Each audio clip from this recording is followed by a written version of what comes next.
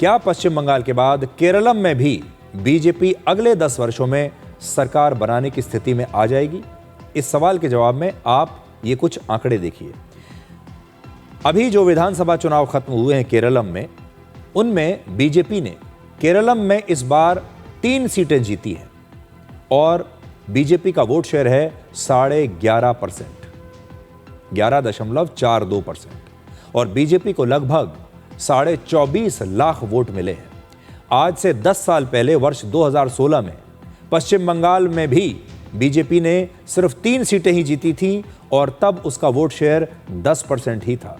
यानी जो स्थिति केरलम की आज है, केरलम में बीजेपी की, 10 साल पहले बीजेपी की वही स्थिति पश्चिम बंगाल में भी थी। बिल्कुल वैसे की वैसे ही अगर आप दोनों की तुलना करें, आज से 10 साल पहले पश्चिम बंगाल में 3 सीटें जीती बीजेपी ने, 10% वोट शेयर।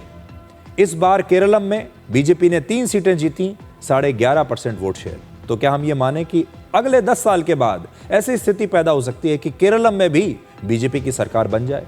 इस बार केरलम में बीजेपी के प्रदर्शन को लेकर ये नए आंकड़े देखिए, ये आपको चौंकाएंगे। इस चुनाव में बीजेपी केरलम में 3 सीटें जीत गई और 6 सीटों पर दूसरे नंबर पर रही। बीजेपी को 21 सीटों पर 20% से ज्यादा वोट शेयर मिला है और इनमें से 10 सीटें तो ऐसी हैं जहां पर बीजेपी को 30% से भी ज्यादा वोट शेयर मिला। 30% वोट शेयर। केरलम में पिछले 15 वर्षों में बीजेपी का वोट शेयर लगभग दोगुना हो चुका है। 2011 में बीजेपी का वोट शेयर सिर्फ 6% था और इस साल ये बढ़कर 11.5% हो चुका है। आज तक भारत के सिर्फ 3 राज्यों त्रिपुरा, पश्चिम बंगाल और केरलम में ही वामपंथियों की सरकार बनी थी।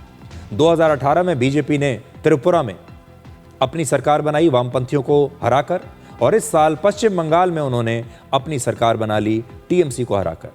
केरलम में कुल मिलाकर 140 सीटें हैं।